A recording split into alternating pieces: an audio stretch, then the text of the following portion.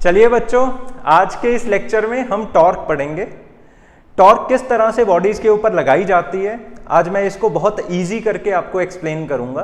ठीक है, +1 और +2 में बहुत सारे ऐसे चैप्टर्स हैं जिनमें चीज़ों को एक्सप्लेन करने के लिए हमें टॉर्क की नॉलेज होनी ज़रूरी है। तो इसीलिए आज का लेक्चर मैंने एकदम डिटेल में बनाया है, जिसके अंदर न्यूमेरिकल्स, जिसके अंदर कंसेप्चुअल सारी बातें मैंने क्लियर की हैं, ताकि टॉर्क से रिलेटेड आपकी कोई प्रॉब्लम ना रहे। ठीक है जी, तो चलिए शुरू करते हैं। तो बेटा, टॉर्क क्या होता है? टॉर्क एक ऐसी फोर्स है जो किसी भी बॉडी को घुमा सकती है, जो किसी भी बॉडी को घुमा सकती है। तो अपने दिमाग में सेट कर लेना कि जहां भी कभी भी आप बॉडीज का रोटेशन पढ़ रहे होगे तो दैट मीन्स उस रोटेशन के लिए रिस्पॉन्सिबल जो फोर्स है वो टॉर्क है। ठीक है जी, ओके। टॉर्क के बेटा दो और नाम हैं। कुछ लोग इस टॉर्क को मोमेंट ऑफ फोर्स भी बोलते हैं, मोमेंट ऑफ फोर्स। ठीक है जी, टॉर्क का एक और नाम यूज किया जाता है टर्निंग फोर्स। ठीक है जी, तो अगर किसी भी न्यूमेरिकल में आपको वर्ड यूज करें वो मोमेंट ऑफ फोर्स, तो समझ लेना वो टॉर्क है। अगर किसी न्यूमेरिकल में वो आपके लिए वर्ड यूज करें टर्निंग फोर्स, तो समझ लेना वो भी क्या है, टॉर्क है। ओके, तो टॉर्क की अगर हम डेफिनेशन लिखना चाहें, हम ऐसा बोलेंगे, टॉर्क एक ऐसी फोर्स है जो किसी भी बॉडी के रोटेशनल मोशन के लिए रिस्पॉन्सिबल होती है। ठीक है ना, तो पहली बात हम यही लिख लेते हैं, torque is a force responsible for rotational motion of any body. Simple language में बोलें, responsible for creating turning effect on any body. Got it? अब किसी भी टर्निंग इफेक्ट को क्रिएट करने के लिए बेटा 3 फैक्टर्स होते हैं जो रिस्पॉन्सिबल होते हैं। ठीक है जी, तो टर्निंग इफेक्ट के लिए हमारे पास में 3 फैक्टर्स हैं। इन्हीं 3 फैक्टर्स को समझ के हम टॉर्क का फॉर्मूला डिराइव कर रहे हैं। ठीक है जी, तो सबसे पहला फैक्टर होता है कितनी फोर्स लगाई गई है। आई मीन टू से, अगर मैंने इस बॉडी को रोटेट करना है तो मैं जो फोर्स लगाऊंगा वो अगर ज्यादा लगाऊंगा तो ये बॉडी स्पीड से घूमेगी, अगर मैं फोर्स कम लगाऊंगा तो ये बॉडी देखो धीरे से घूमेगी। ठीक है जी, अगर मैंने फोर्स ज्यादा लगाई तो ये बॉडी स्पीड से घूमी, अगर मैंने फोर्स कम लगाई तो ये बॉडी धीरे से घूमी। तो पहला फैक्टर जो रिस्पॉन्सिबल है वो है amount of force. Amount of force, ज्यादा अमाउंट ऑफ फोर्स लगेगी तो टर्निंग इफेक्ट ज्यादा, कम अमाउंट ऑफ फोर्स तो टर्निंग इफेक्ट कम।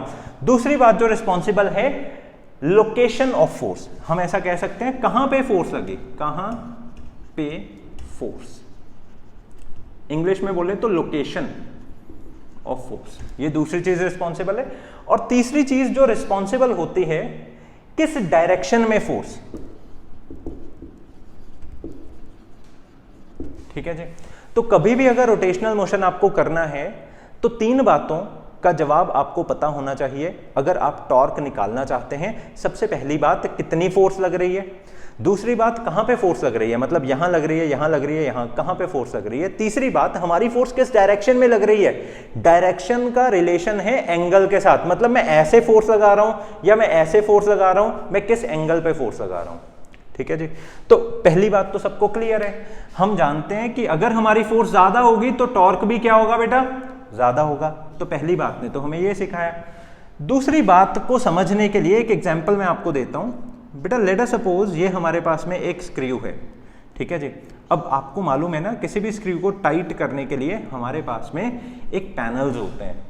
ठीक है, जिनको हिंदी में हम चाबी भी बोलते हैं, नट को खोलने के लिए, टाइट करने के लिए वो यूज की जाती है।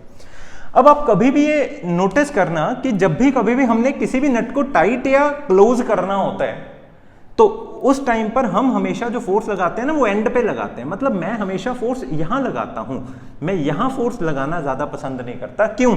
क्योंकि यहां पर डिस्टेंस क्या हो जाता है, ज्यादा। तो अगर डिस्टेंस हमारा ज्यादा हो जाता है तो फोर्स का इफेक्ट भी ज्यादा हो जाता है और तो हमारी टॉर्क भी ज्यादा हो जाती है। तो डायरेक्टली मैं आपको बोलूं तो डिस्टेंस ज्यादा होने से हमारी टॉर्क ज्यादा हो जाती है। ये बात अपने दिमाग में बिठा लो। आप कभी ट्राई करके देख लेना कि अगर कभी भी आप यहां पर फोर्स लगाओगे तो बॉडी घूमेगी, अगर आप यहां पर फोर्स लगाओगे तो बॉडी कम धीरे घूमेगी। मतलब ऐसा नहीं कि घूमेगी नहीं, ठीक है ना, मतलब वो बॉडी धीरे घूमेगी। ओके, अब तीसरी बात है डायरेक्शन ऑफ फोर्स। बेटा मान लिया जाए अगर मैंने इसी पैनल को घुमाने के लिए जो फोर्स का इस्तेमाल किया वो ऐसे किया, ध्यान से समझना इंपॉर्टेंट है, यहां से लेकर यहां तक हमारा है डिस्टेंस, तो मैंने इस पैनल को घुमाने के लिए बेटा जो फोर्स लगाई वो इस डायरेक्शन में लगाई। तो अगर मैंने फोर्स इस डायरेक्शन में लगाई, मान लो इस फोर्स का आर वेक्टर, देखो आर वेक्टर यहां से लेकर यहां तक ऐसे जा रहे हैं ना आर वेक्टर, तो इस फोर्स का आर वेक्टर के साथ में जो एंगल बना वो कितना बना, थीटा। अब फोर्स के दो कंपोनेंट्स बनेंगे, इधर को कंपोनेंट होगा एफ कॉस थीटा, इधर को जो कंपोनेंट होगा वो होगा एफ साइन थीटा।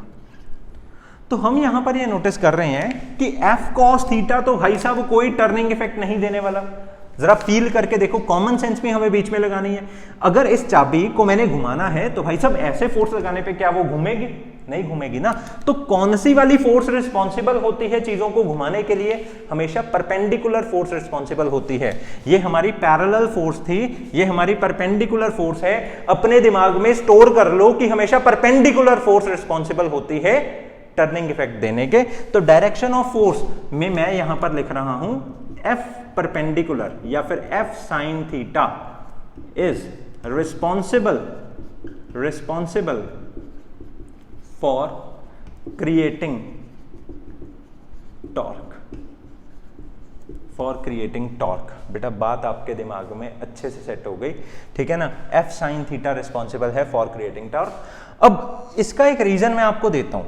बेटा देखो, जब मैं इस स्क्रू को टाइट कर रहा था, ठीक है, जब मैं इस स्क्रू को टाइट कर रहा था तो एक्चुअल में ये घूम घूम के किधर जा रहा था, अंदर। और जब मैं इस स्क्रू को खोल रहा था तो एक्चुअल में ये घूम घूम के किधर आ रहा था, बाहर। तो मतलब मैं फोर्स ऐसे लगाता हूं, डिस्टेंस ऐसे है, देखो फोर्स मैंने ऐसे लगाई, डिस्टेंस स्क्रू से ऐसे है, आर ऐसे है, पर स्क्रू ऐसे और ऐसे जा रहा है। फील करो, फील अच्छे से। मैंने फोर्स ऐसे लगाई, लेट अस सपोज ये चाबी है, मैंने फोर्स इस चाबी पे ऐसे लगाई, आर वेक्टर ऐसे है, पर स्क्रू हमारा अंदर या बाहर जाता है, ठीक है ना। तो जिस डायरेक्शन में हमारा स्क्रू जाता है वो डायरेक्शन हमारी होती है टॉर्क की डायरेक्शन। बात अच्छे से अपने दिमाग में सेट कर लो। अब एक बात मैं आपको और बोलना चाहता हूं, उसी डायरेक्शन में, मतलब अगर मेरा स्क्रू अंदर या बाहर जा रहा है तो मैं बोलूंगा कि एक्सिस ऑफ रोटेशन कौन सा है, ये, क्योंकि मेरा स्क्रू तो ऐसे घूम रहा है ना। अगर मेरा स्क्रू बेटा ऐसे घूम रहा है तो उसका एक्सिस ऑफ रोटेशन कौन सा हुआ, ये। तो ये जो पैरेलल वाली फोर्स है ये एक्सिस ऑफ रोटेशन को काट के जा रही है। तो अपने दिमाग में आज प्रिंसिपल एक बनाकर डाल लो कि जब भी कभी भी हमारे द्वारा लगाए जाने वाली फोर्स एक्सिस ऑफ रोटेशन को कट करके जाए तो उसके द्वारा क्रिएट की जाने वाली टॉर्क जीरो होती है। बहुत इंपॉर्टेंट पॉइंट चल रहा है हमारा बेटा, ये पता नहीं कितनी बारी एमसीक्यूज में बन बन के आ चुका है। क्या बोला मैंने कि एफ कॉस थीटा यानी कि एफ पैरेलल टॉर्क क्यों नहीं क्रिएट करती। F parallel does not creates torque because it intersects axis of rotation. ये बात मैंने आपको बोली, हमारा एक्सिस ऑफ रोटेशन बेटा ऐसे है, हमारा एक्सिस ऑफ रोटेशन ऐसे है, ठीक है जी। और एफ कॉस थीटा हमारा ऐसे जा रहा है, ये उसको क्या कर रहा है, इंटरसेक्ट कर रहा है। और रही बात एफ साइन थीटा की, तो बेटा एफ साइन थीटा जो है वो हमारे एक्सिस ऑफ रोटेशन को इंटरसेक्ट नहीं कर रहा, तो वो क्या क्रिएट करेगा, टॉर्क। तो टॉर्क हमेशा वही क्रिएट कर सकता है जो एक्सिस ऑफ रोटेशन को इंटरसेक्ट ना करे, ठीक है जी। And F sine theta does not intersect axis of rotation. आज जो न्यूमेरिकल्स में करवाऊंगा ना, दिमाग में बेटा सेट हो जाएगा ये जो मैं बोल रहा हूं। एंड तक देखना बस इस लेक्चर को, एक एक बात नोट करते जाओ। तो दो बातें इसमें मैंने जरूरी आपको बताई और तीन तरह के हमने टॉर्क की डिस्कशन कर ली। ये तीसरे वाले पॉइंट में हमने क्या सीखा, दूसरे वाले पॉइंट में तो हमने सीख लिया torque is directly proportional to distance.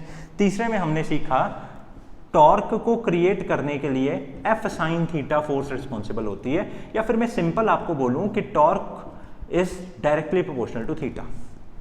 ठीक है जी। टॉर्क को क्रिएट करने के लिए एफ साइन थीटा रिस्पॉन्सिबल है, तो मतलब एफ साइन थीटा कब ज्यादा होगा, जब बेटा ये थीटा ज्यादा होगा ना। फोर्स की तो बात हमने पहले में कर ली, ठीक है जी। ओके, अब इन अगर सारी बातों को मैं मिला दूं तो मेरे पास टॉर्क का क्या फॉर्मूला बनता है। इस बात ने आर की बात की, इसने एफ साइन थीटा की बात की, और इस एफ साइन थीटा में ही हमारी एफ की भी बात हो गई, तो इसलिए मैं ऐसा बोल सकता हूं कि हमारी टॉर्क किसके बराबर होती है, आर एफ साइन थीटा के बराबर होती है, ठीक है जी। तो टॉर्क एक ऐसी फोर्स है जो टर्निंग इफेक्ट प्रोवाइड करती है। टर्निंग इफेक्ट तीन बातों पर डिपेंड करता है, एक कितनी फोर्स, एक कहां फोर्स, एक किस डायरेक्शन में फोर्स, ठीक है जी। इन तीन बातों को मिलाकर हमने आज पढ़ा कि टॉर्क किसके बराबर होती है बेटा, आर एफ साइन थीटा के बराबर होती है। हम चाहें तो इसी टॉर्क को आर क्रॉस एफ भी लिख सकते हैं, लिखेंगे समय आने पर, ठीक है जी। प्लीज इसको नोट कर लो, फिर हम अगली बात करें।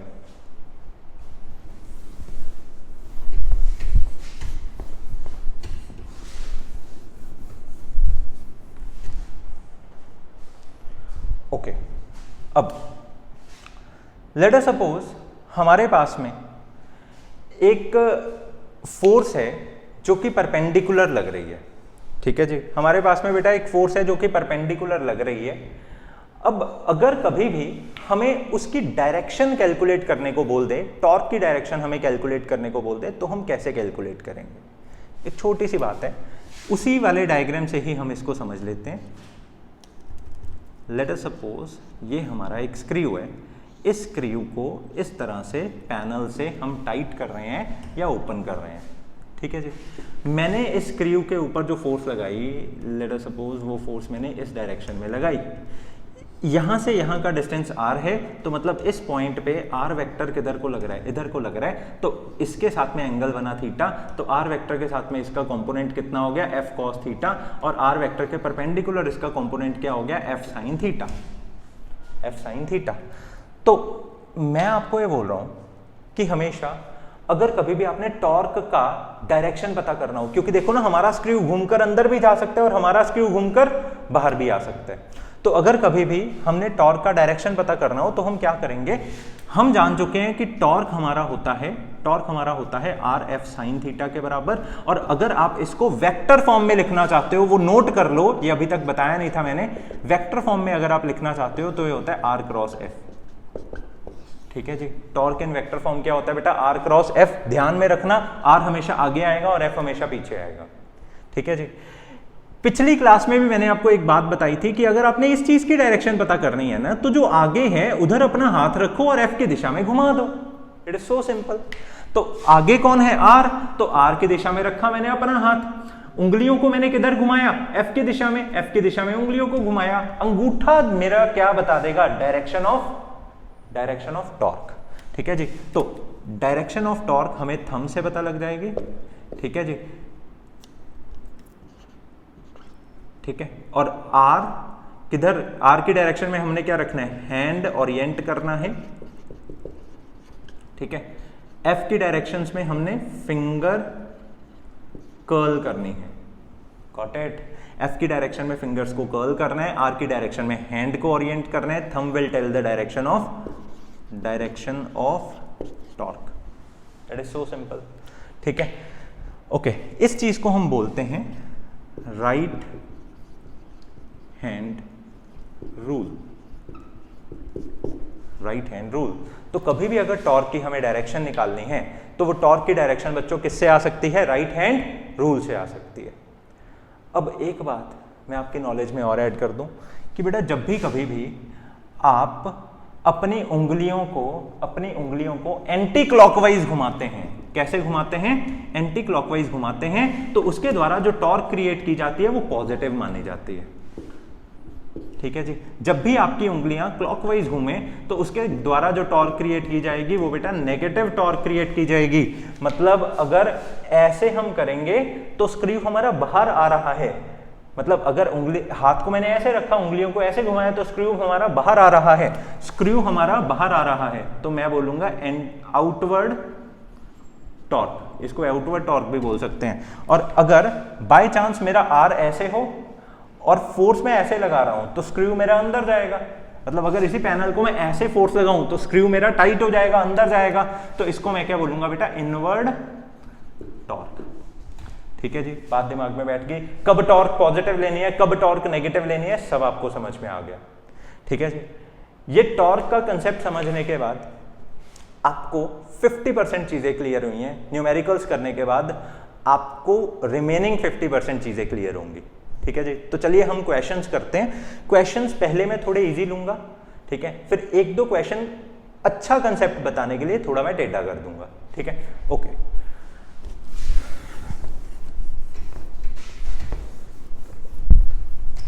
तो बेटा सबसे पहला क्वेश्चन है, लेट अस सपोज हमारे पास में ये एक बॉडी है। ठीक है जी, मैंने बेटा इस बॉडी को क्या कर दिया, ओके, मैंने इस बॉडी को ऐसे पाइवट कर दिया। पाइवट करने का मतलब है फिक्स कर दिया, फिक्स कर दिया, पाइवट कर दिया। ठीक है, अब इस बॉडी के ऊपर मैंने बहुत सारी फोर्सेस लगाई। अब की बारी एक फोर्स नहीं लगाई, बहुत सारी फोर्सेस लगाई। लेट अस सपोज एक फोर्स मैंने इसके ऊपर लगा दी इस पॉइंट पे, इधर को F1, ठीक है जी, और दूसरी फोर्स हमने लगा दी इधर को F2, और तीसरी फोर्स हमने लगा दी इधर को F3, चौथी फोर्स हमने लगा दी इधर को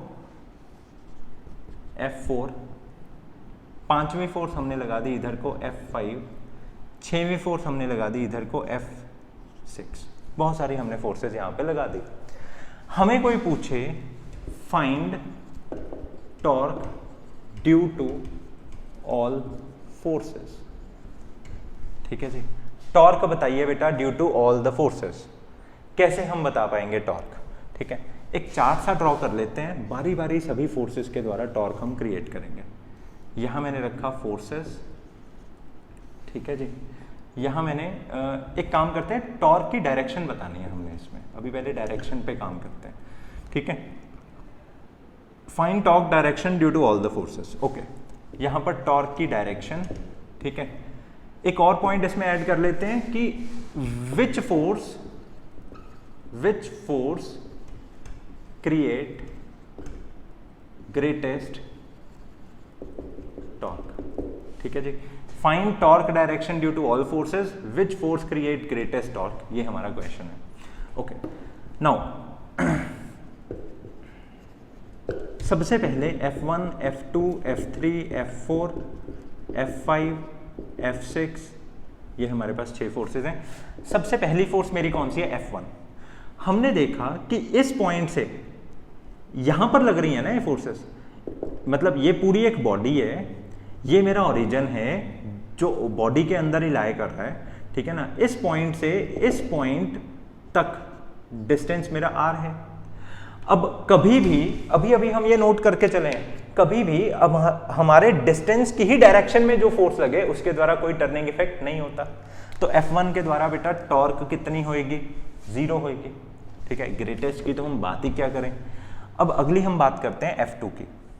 ठीक है, अगर F2 की आप बात कर रहे हो तो आप देखो कि आपका R वेक्टर किधर है। देखो मैं अलग से बात करता हूं। लेट अस सपोज ये मेरी लगी है F2 फोर्स, मतलब इस पॉइंट को मैंने यहां प्लॉट कर दिया। लेट अस सपोज ये P पॉइंट है, F2 फोर्स मेरी इस डायरेक्शन में लगी और R वेक्टर मेरा ऐसे जा रहा है, R वेक्टर मेरा ऐसे जा रहा है, तो बेटा R वेक्टर लग रहा है ऐसे।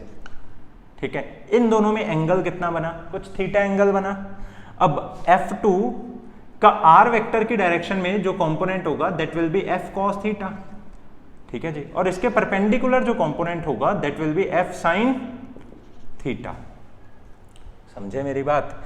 तो हम अब क्या करेंगे, अब हम R वेक्टर से हाथ घुमाएंगे F की दिशा में। R वेक्टर में मैंने अपना हाथ रखा, F की दिशा में मैंने अपने हाथ को घुमाया, तो torque is in inward direction. बात समझ में आ गई सबको? ठीक है जी, तो मतलब F2 के द्वारा मैंने सिर्फ डायरेक्शन ही तो पता करनी है। ठीक है ना, क्योंकि एंगल वगैरह कुछ मैंने दिया नहीं इसमें, तो टॉर्क एग्जैक्ट तो कैलकुलेट होगी नहीं, मैंने सिर्फ डायरेक्शन पता करनी है। तो F2 के द्वारा जो टॉर्क इस P पॉइंट पर क्रिएट होएगी वो टॉर्क कौन सी डायरेक्शन में होएगी बेटा? क्लॉकवाइज डायरेक्शन में। क्लॉकवाइज डायरेक्शन में, यानी कि वो टॉर्क क्या मानी जाएगी? Negative torque. बताया था ना मैंने आपको अभी पीछे। ठीक है जी, अगली बात है F3 की। F3 को भी अलग से ऐसे ही हम ड्रॉ कर लेते हैं। ये है हमारा F3। और ये है हमारा आर वेक्टर, इन दोनों में तो भाई साहब परपेंडिकुलर बना, और ये पहले से ही परपेंडिकुलर है। मैं शुरू से यही तो बोल रहा हूं कि सिर्फ आर वेक्टर के परपेंडिकुलर वाला कंपोनेंट ही होना चाहिए जो टॉर्क क्रिएट कर रहा है। यहां परपेंडिकुलर नहीं था मेरा F2, तो इसलिए मैंने उसके कंपोनेंट्स बनाए और सिर्फ परपेंडिकुलर वाले ने ही टॉर्क क्रिएट की। यहां ऑलरेडी F3 क्या है, परपेंडिकुलर, तो बेटा पूरा का पूरा F3 ही रिस्पॉन्सिबल है टॉर्क क्रिएट करने के। ठीक है जी, तो ये F3 जो है मैं आर वेक्टर को ऐसे रखूंगा, मतलब आर वेक्टर की डायरेक्शन में मैं हाथ रखूंगा और F3 की डायरेक्शन में मैं अपनी उंगलियों को घुमाऊंगा। तो हमारा थंब किस डायरेक्शन में, अंदर की डायरेक्शन में, तो हमने यहाँ देखा ये अंदर की डायरेक्शन में और हाथ मैंने घुमाया था क्लॉकवाइज, तो अगेन दिस इज क्लॉकवाइज, तो टॉर्क मेरी क्या है, अंदर की डायरेक्शन में। Now let us talk about F4। F4 में क्या हुआ, F4 में हमारा ये पॉइंट है, आर वेक्टर इसका ये है, और मेरा F4 ऐसे है, जैसे F3 था ना वैसे ही मेरा F4 भी परपेंडिकुलर है आर वेक्टर के। तो अगर F4 परपेंडिकुलर है आर वेक्टर के तो एंटी क्लॉकवाइज मेरी टॉर्क बनी, और वो क्या होती है, पॉजिटिव। वही समझ गए, और पूरा F4 ही है रिस्पॉन्सिबल, मतलब ये F3 और F4 पूरे के पूरे रिस्पॉन्सिबल हैं, ये ध्यान में रखना है हमने। ठीक है, अब F5 की हम बात करते हैं। लेट अस सपोज ये मेरा पॉइंट है, ये हमारा आर वेक्टर है, F5 हमारा ऐसे जा रहा है, कैसे देखो F5 ऐसे जा रहा है। अब बेटा आर वेक्टर अपना घर क्या है, इसको घुमा सीधा एक्सटेंड कर दो, ये आर वेक्टर हमारा ऐसे सीधा एक्सटेंड हो गया, इसमें एंगल क्या बना, थीटा, तो F5 का आर वेक्टर की डायरेक्शन में कंपोनेंट होगा F5 cos थीटा, और इसके परपेंडिकुलर क्या कंपोनेंट होगा, F5 sin थीटा।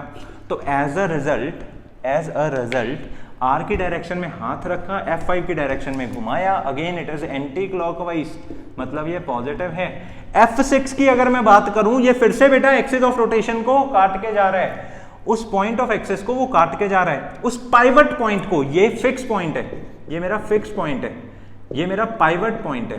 तो अपने दिमाग में एकदम क्लियर रखो, अगर एक्सिस ऑफ रोटेशन को काट के जा रहा है तो भी टॉर्क जीरो होगी, अगर फिक्स्ड, जिस पॉइंट को मैंने पकड़ के फिक्स किया है, मान लो अगर इस पॉइंट को मैंने पकड़ के फिक्स किया है और मैं ऐसे फोर्स लगा रहा हूं तो ये तो टर्निंग क्रिएट करेगा। अगर मैं ऐसे फोर्स लगा रहा हूं, क्योंकि ये इसको काट के जा रहा है, इसलिए टॉर्क क्या होएगा, जीरो।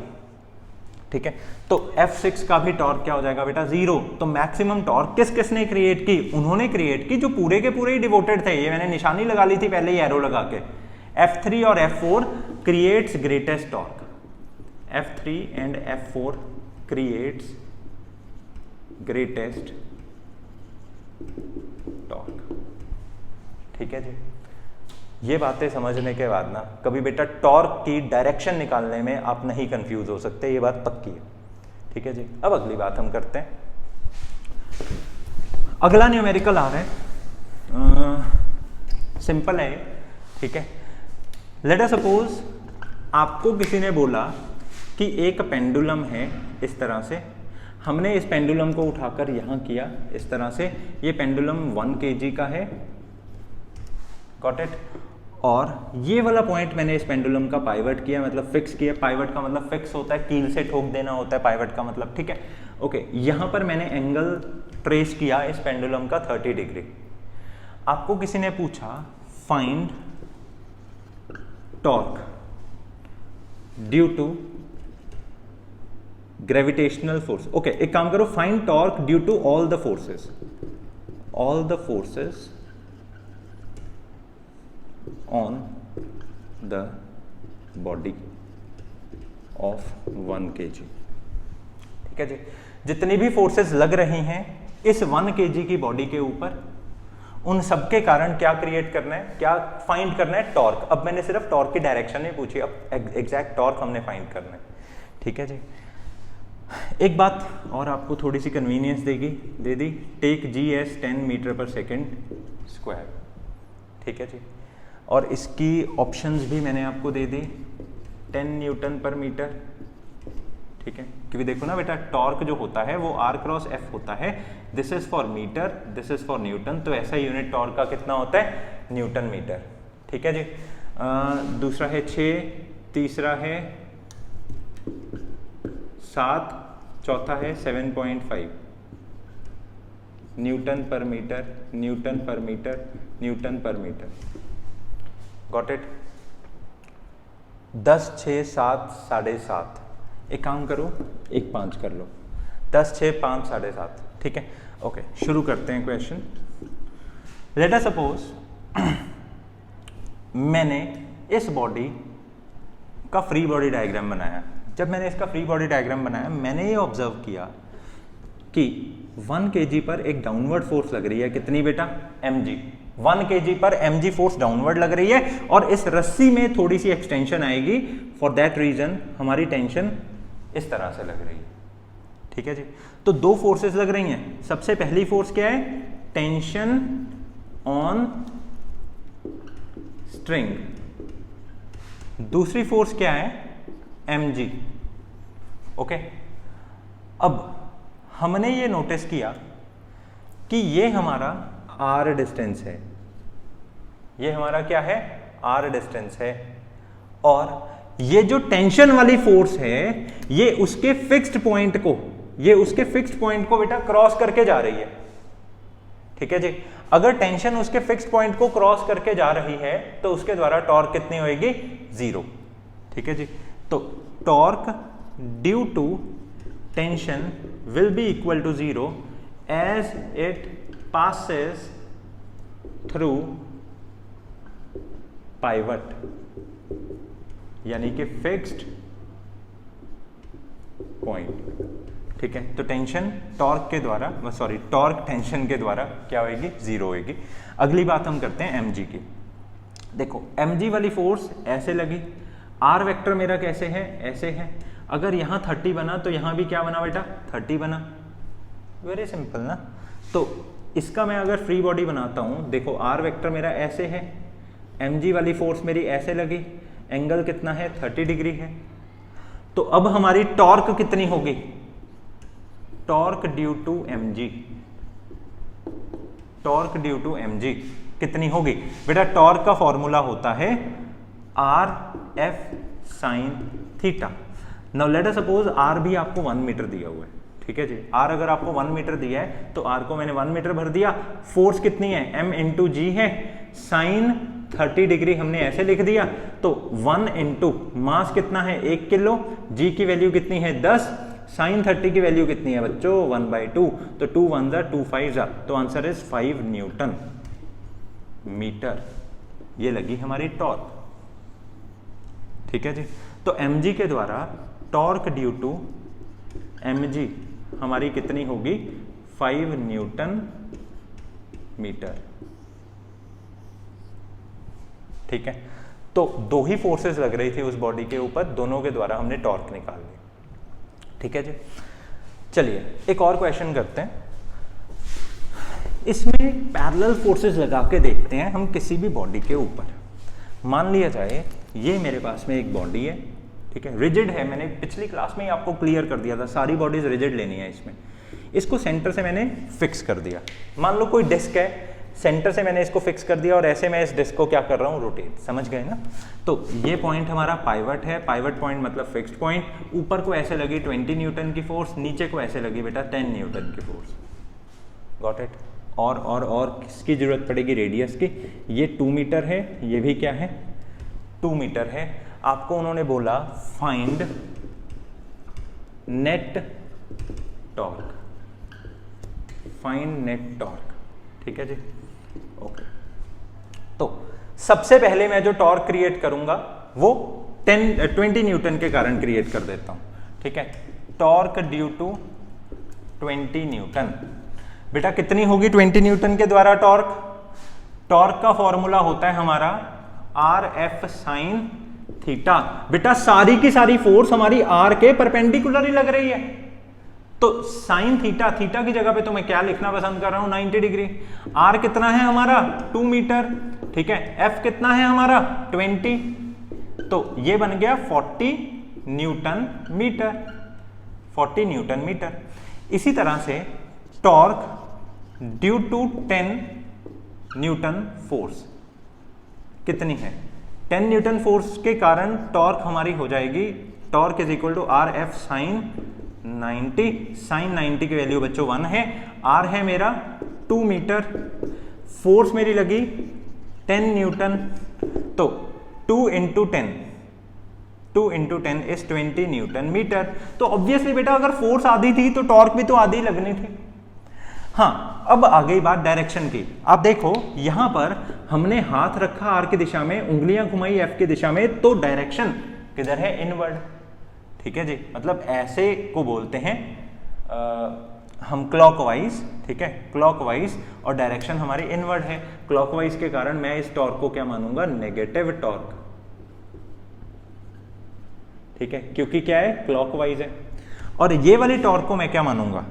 आर को रखा एफ की दिशा में, ठीक है, सॉरी आर को रखा, हैंड को रखा आर की दिशा में, और फोर्स की डायरेक्शन में मैंने हाथ को ऐसे घुमा दिया, तो दिस इज आउटवर्ड।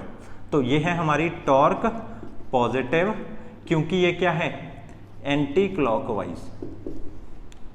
ठीक है जी, क्लियर हो गई सारी बात। अब मेरे को अगर नेट टॉर्क निकालनी है तो नेट टॉर्क मेरी कितनी होगी? बड़ी टॉर्क में से छोटी टॉर्क को माइनस कर दो। ठीक है जी, मतलब torque due to 20 newton force minus torque due to 10 newton force. Torque due to 20 newton force कितनी है? 40, और ये है क्या? Negative. Torque due to 10 newton force कितनी है? पॉजिटिव, और ये है क्या? 20। ठीक है जी, मतलब ये पॉजिटिव 20 है। तो यहां ऐसे प्लस माइनस नहीं करना होता, वो डायरेक्शन देखनी होती है। मतलब मैंने नेट टॉर्क निकालनी है ना, तो मैंने दोनों को ऐसे ऐड कर दिया, और जो उनके रिस्पेक्टिव साइंस बनते हैं उन रिस्पेक्टिव साइंस को मैंने प्लॉट कर दिया। वो पॉजिटिव भी हो सकता है और वो नेगेटिव भी हो सकता है। ये बन गया -20 न्यूटन मीटर। बिल्कुल मत घबराओ, आप ऐसे भी कर सकते हो कि बड़ी टॉर्क ये है, छोटी टॉर्क ये है, और दोनों की दोनों टॉर्क्स ऑपोजिट डायरेक्शन में आ रही है, पॉजिटिव है और ये नेगेटिव है। ठीक है जी, तो इसके आगे आप माइनस लगा दो, इसके आगे आप पॉजिटिव लगा दो, तो आंसर में क्या आएगा? -20। ठीक है, और साथ में आप लिख भी सकते हो -20 नेगेटिव है, तो जरूर ये कौन सी डायरेक्शन में आ रही है? एंटी क्लॉकवाइज डायरेक्शन में आ रही है। कोई कंफ्यूजन नहीं होनी चाहिए। मैं सिर्फ ये बताना चाहता हूं कि कभी भी अगर बेटा नेट टॉर्क निकालनी हो ना, तो सिर्फ सम कर दो टॉर्क्स का, टॉर्क 1, टॉर्क 2, टॉर्क 3, टॉर्क 4, इन सबके सम कर दो, और वो प्लस माइनस भी साथ में आप लगा सकते हो। माइनस तब आएगा जब क्लॉकवाइज होगा, प्लस तब आएगा जब एंटी क्लॉकवाइज होगा। बस इतनी बात अपने दिमाग में फिक्स कर लो। ठीक है जी, तो नेट टॉर्क भी हमें निकालनी आ गई, टॉर्क की डायरेक्शंस का एनालिसिस भी हमें करना आ गया। अब थोड़ा वेक्टर फॉर्म में हम टॉर्क को करके देखते हैं। एक क्वेश्चन आ रहा है आपके सामने, अच्छा क्वेश्चन है बेटा ये भी। मान लिया जाए आपको किसी ने बोला कि जो फोर्स है ना वो है 2i cap plus 3j cap minus k cap, और ये फोर्स एक्ट कर रही है माइनस k कैप, ये फोर्स एक्ट कर रही है एट अ पॉइंट 1,2,2। एक फोर्स है 2i cap 3j cap minus k cap, और ये एक्ट कर रही है एट अ पॉइंट 1, 2, 2। आपको निकालनी है फाइंड, अब मैं शब्द यूज कर रहा हूं, moment of force about point 013। ये मान लो, चलो बात खत्म। हमें फाइंड करनी है बेटा moment of force about point 013। बेटा हम बड़े अच्छे से, पहली बात ही मैंने आज के लेक्चर की ये बताई, अगर कभी किसी न्यूमेरिकल में मोमेंट ऑफ फोर्स बोल दें तो उसका मतलब होता है टॉर्क। ठीक है जी, हमने टॉर्क फाइंड करनी है। अब की बारी हमें सारा कुछ वेक्टर्स में दिया है। ठीक है, as F is in vector, therefore vector formula will be used। ठीक है, और वो वेक्टर फॉर्मूला क्या होता है टॉर्क का? R vector cross F vector. ये है हमारी बात, बैठ गई बात दिमाग में। अब अगली बात है, आर वेक्टर निकालना आना चाहिए सब बच्चों को। देखो लेट अस सपोज एक पॉइंट है O और दूसरा पॉइंट है P। ये O पॉइंट वो होता है जिसके अबाउट रोटेशन हो रही है, अबाउट विच बॉडी रोटेट्स। ठीक है, मतलब जो पॉइंट हमारा क्या होता है? फिक्स्ड होता है। जैसे बहुत बारी हम इस पॉइंट को ऐसे फिक्स करके ऐसे लगाते हैं ना फोर्स, तो ये वाला जो पॉइंट है इसको हमेशा क्या मानना है? O point. ठीक है जी, ये P पॉइंट बेटा वो मानना है eight which force is acting,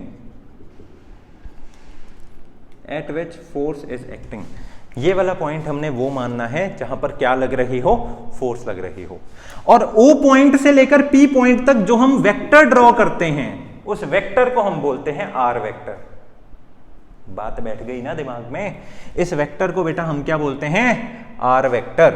are vector जो हम कहां से कहां ड्रॉ करते हैं? O पॉइंट से P पॉइंट तक ड्रॉ करते हैं। और अब मैं आपको आर वेक्टर को निकालने का फॉर्मूला बताने लगा हूं। आर वेक्टर क्या होता है?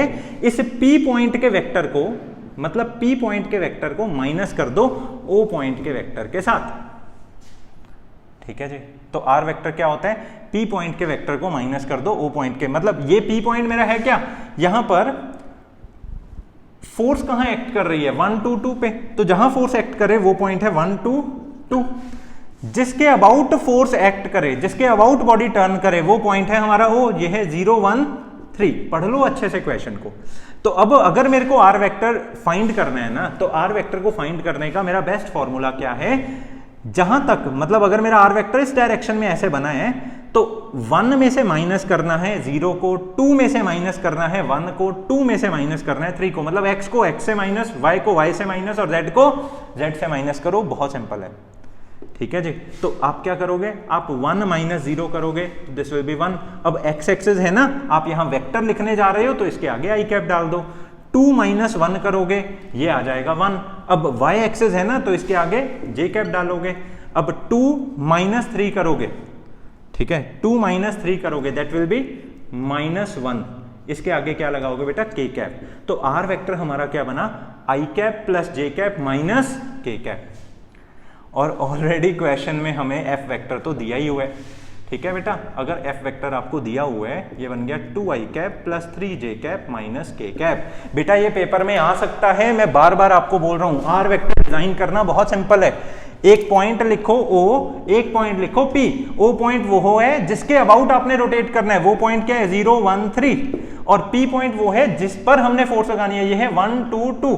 अब बहुत सिंपल है। आर वेक्टर अगर मैं लिखना चाहता हूं, मैं इस डायरेक्शन में ऐसे लिखूंगा, ये होगा 1 माइनस 0 आई कैप, ये होगा 2 माइनस 1 जे कैप, ये होगा 2 माइनस 3 दैट इज माइनस के कैप।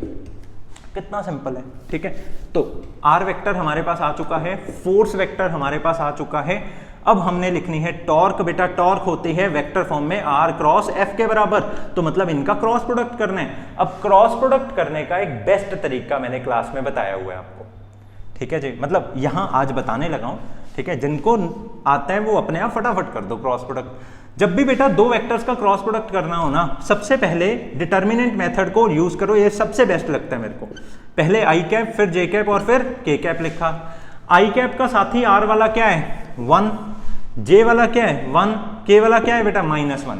क्योंकि हमने आर को क्रॉस करना है ना एफ से, तो बेटा पहले आर की चीजों को लिखेंगे, फिर एफ की चीजों को लिखेंगे। ये है 2 3 -1। अब देखो क्रॉस प्रोडक्ट कैसे किया जाता है। आई कैप को मैंने ऐसे ही रखा, ये ऐसे गया और ये ऐसे गया। ठीक है, हमेशा आई कैप पॉजिटिव लेना है, जे कैप नेगेटिव लेना है और के कैप फिर से पॉजिटिव लेना है। आई कैप को बेटा मैंने ऐसे रखा, इसके ऐसे छुपा दिया, रो छुपा दिया और इसका कॉलम छुपा दिया। हमारे पास सिर्फ ये 4 बचे। पहले ऐसे डूबना है और फिर ऐसे डूबना है, मतलब 1 × -1 बनेगा -1। फिर जब उधर से हमने इधर आना है, पहले से ही हमने एक माइनस लगा देना है। -1 × 3 क्या होएगा बेटा? -3। समझो समझो समझो, बहुत गलतियां होती हैं। आई कैप को पहले हमने ऐसे ही लिखा, ये पॉजिटिव है। ठीक है जी, ये 4 हमारे पास बचे हैं। पहले इसको इससे मल्टीप्लाई करना है माइनस, फिर इसको इससे मल्टीप्लाई करना है। क्या बोला मैंने? इसको इससे मल्टीप्लाई करना है माइनस, फिर इसको इससे मल्टीप्लाई करना है। तो जब इसको इससे मल्टीप्लाई किया, दिस इज -1 माइनस, फिर इसको इससे मल्टीप्लाई किया, दिस इज -3। Got it. अब जे कैप की हम बात करते हैं। जे कैप क्या है हमारा? नेगेटिव, तो ये माइनस जे कैप है।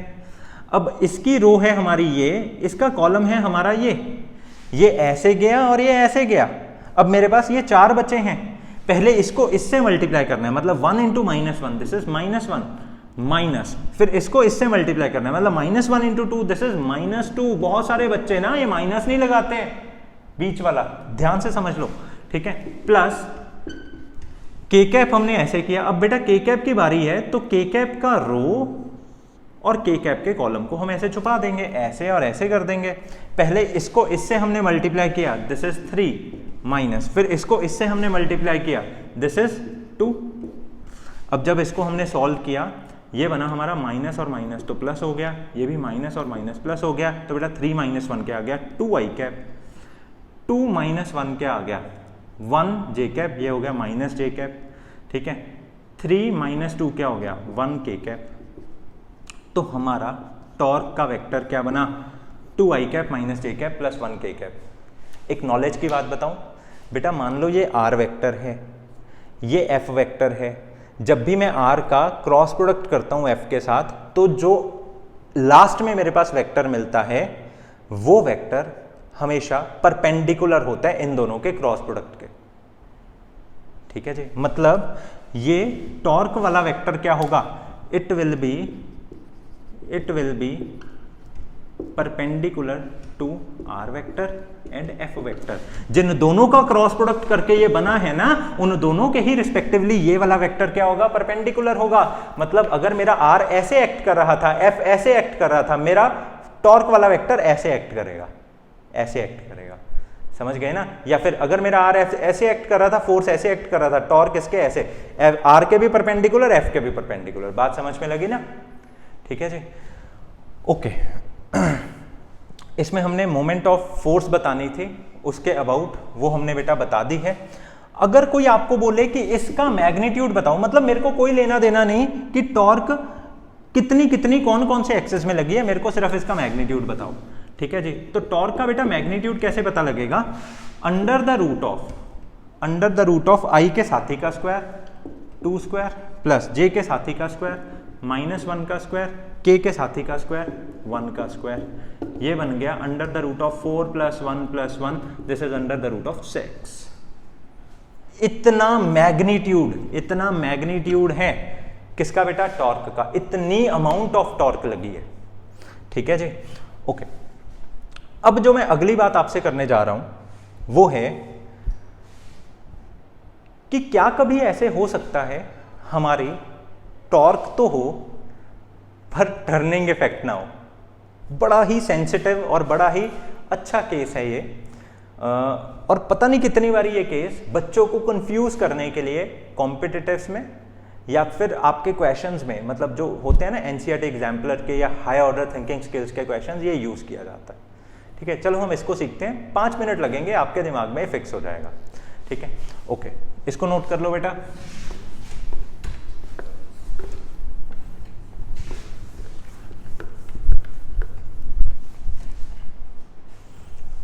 लेट अस सपोज हमारे पास में ये एक डिस्क है, समझ रहे हो ना, ये है हमारी एक डिस्क, ये हमारी एक डिस्क है।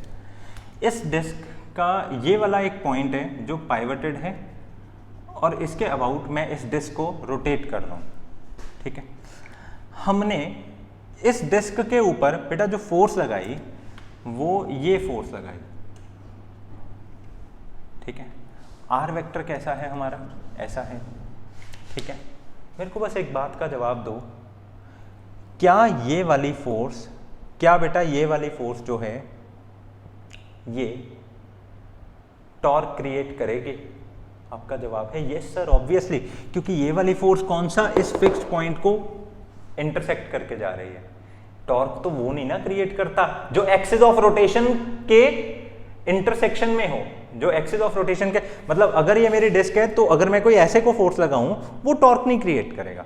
आप ऐसा समझ रहे हो, ठीक है, बिल्कुल सही बात है, ये टॉर्क क्रिएट करेगा, ठीक है जी। F will create torque as it does not passes through axis of rotation, क्योंकि हमारी कहानी ने तो हमें यही सिखाया ना, जो एक्सिस ऑफ रोटेशन में से पास करे वो टॉर्क नहीं क्रिएट करेगा, ठीक है। अब अगली बात, किस डायरेक्शन में टॉर्क क्रिएट करेगा? बेटा बहुत सिंपल है, वो डायरेक्शन तो निकालनी। अगर मैं अपने आर वेक्टर को ऐसे ड्रॉ करूं और फिर एफ वेक्टर की डायरेक्शन में अपने हाथ को घुमा दूं, जैसे आर वेक्टर मेरा ऐसे है, एफ वेक्टर की डायरेक्शन में मैं अपने हाथ को घुमा दूं, तो ये है मेरी टॉर्क। तो अगर मैं यहां पर पता कर रहा हूं, मैंने ऐसे फोर्स लगाई ना, मैं अगर इस पॉइंट पे पता कर रहा हूं तो आर वेक्टर मेरा ऐसे है, उंगलियां मैंने ऐसे घुमाई एफ की डायरेक्शन में, टॉर्क मेरी इस डायरेक्शन में आ गई, तो टॉर्क मेरी यहां पर इस डायरेक्शन में आ गई। Got it, got it, got it. ठीक है जी। तो इसी तरह से अगर इस पॉइंट पे मैंने टॉर्क पता करनी है तो मैं क्या करूंगा, मैं अपना आर वेक्टर ये वाला ले लूंगा। आर वेक्टर में अपना ये वाला ऐसे अपना हाथ रख दूंगा, फोर्स की डायरेक्शन में मैं ऐसे अपने हाथ को टर्न करूंगा, तो ऐसे आएगी मेरी टॉर्क। ठीक है, ऐसे आएगी बेटा मेरी टॉर्क। तो मतलब टॉर्क क्रिएट हो रही है। ठीक है जी, टॉर्क क्रिएट हो रही है। पर एक बात और है कि ये जो टॉर्क है, ये टॉर्क इस एक्सिस ऑफ रोटेशन के पैरेलल भी नहीं है। इस एक्सिस ऑफ रोटेशन के पैरेलल भी नहीं है, क्योंकि मैं आपको ये पढ़ा चुका हूं कि टर्निंग इफेक्ट वो ही क्रिएट करता है जो एक्सिस ऑफ रोटेशन के बेटा क्या हो, जो एक्सिस ऑफ रोटेशन के पैरेलल हो। क्योंकि एक्सिस ऑफ रोटेशन के पैरेलल भी नहीं है तो ये टर्निंग इफेक्ट नहीं क्रिएट करेगा। ठीक है जी, ये टर्निंग इफेक्ट नहीं क्रिएट करेगा क्योंकि हमारी फोर्स कट नहीं कर रही, तो टॉर्क है उसके पास। क्योंकि as torque is not parallel to axis of rotation। शुरुआत में मैंने आपको ये बात बताई, एक्सिस ऑफ रोटेशन के पैरेलल होना आवश्यक है। एक्सिस ऑफ रोटेशन के पैरेलल होना आवश्यक है। ठीक है जी। क्यों? क्योंकि बेटा जब स्क्रू हमारा टाइट होता है वो ऐसे रोटेट करता है, और एक्सिस ऑफ रोटेशन भी ऐसे होता है या फिर ऐसे रोटेट करता है। मतलब स्क्रू मेरा या तो टॉर्क ऐसे एक्सपीरियंस करता है या फिर टॉर्क ऐसे एक्सपीरियंस करता है। ठीक है, तो मैं जस्ट आपको ये बात कह रहा हूं कि अगर स्क्रू ऐसे या ऐसे टॉर्क एक्सपीरियंस करता है तो यहां पर ऐसे वाली टॉर्क तो कभी एक्सपीरियंस होने वाली नहीं है। ठीक है जी। तो जस्ट 100 बातों की एक बात, अगर हमारे एक्सिस ऑफ रोटेशन के पैरेलल टॉर्क है वो टर्निंग इफेक्ट क्रिएट करेगा, दूसरा नहीं करेगा। बस इतना अपने दिमाग में बिठा लो।